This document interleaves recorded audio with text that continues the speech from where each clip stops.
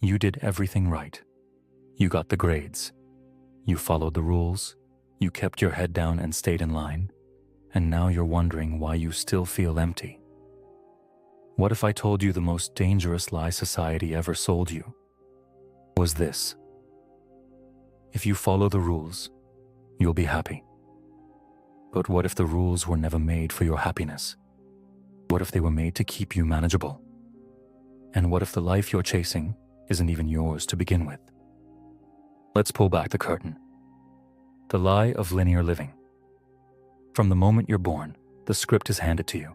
Study hard, get a good job, buy a house, settle down, retire. You're told, this is success, this is safety, this is happiness. But here's the thing. This formula wasn't designed for your fulfillment. It was designed for your obedience. It keeps you predictable. It makes you easy to place, easy to measure, easy to control. And worst of all, it's built on delayed gratification that never arrives. You're told, work hard now and you'll be happy later. But later never comes, because the system always moves the goalpost. The myth of the good citizen. The good citizen follows the rules, pays their dues, avoids risks, doesn't make noise. They're praised for being responsible, realistic, reliable.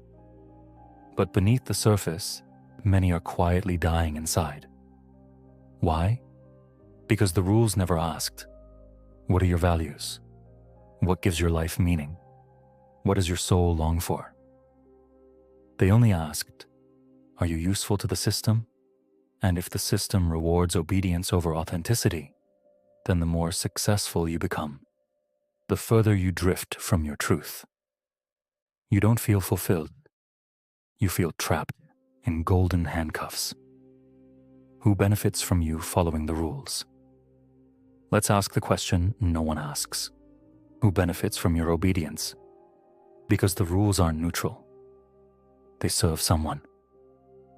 When you work endlessly, the system profits. When you stay quiet, power goes unchallenged. When you numb your desires, you become easy to manage. The idea that following the rules equals happiness wasn't born out of wisdom. It was engineered for efficiency. You were never meant to feel fully alive. You were meant to stay functional, productive, contained. This isn't a conspiracy theory. It's structural design. The emotional cost of compliance. So what happens when you follow the rules, but still feel unfulfilled? You don't blame the rules. You blame yourself. You think, maybe I'm ungrateful. Maybe I'm broken. Maybe I'm just not trying hard enough. But what if you're not broken at all? What if your sadness is sacred? A signal, not a symptom. Your discomfort isn't dysfunction. It's your soul knocking. Because deep down, a part of you knows.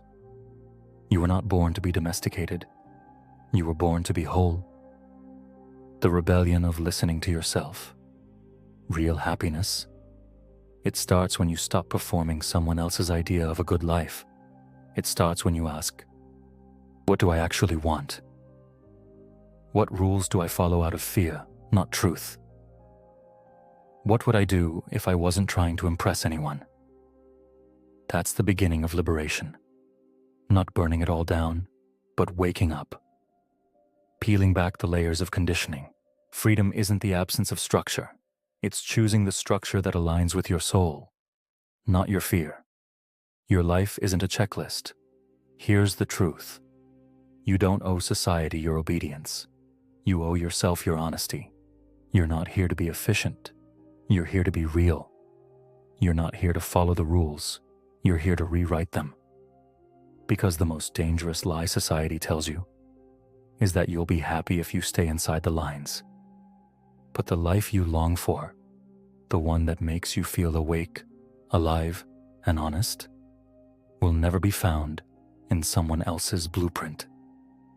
It lives in the quiet rebellion of self-trust. And maybe that's what real success is. Not being impressive to others, but being at peace with yourself.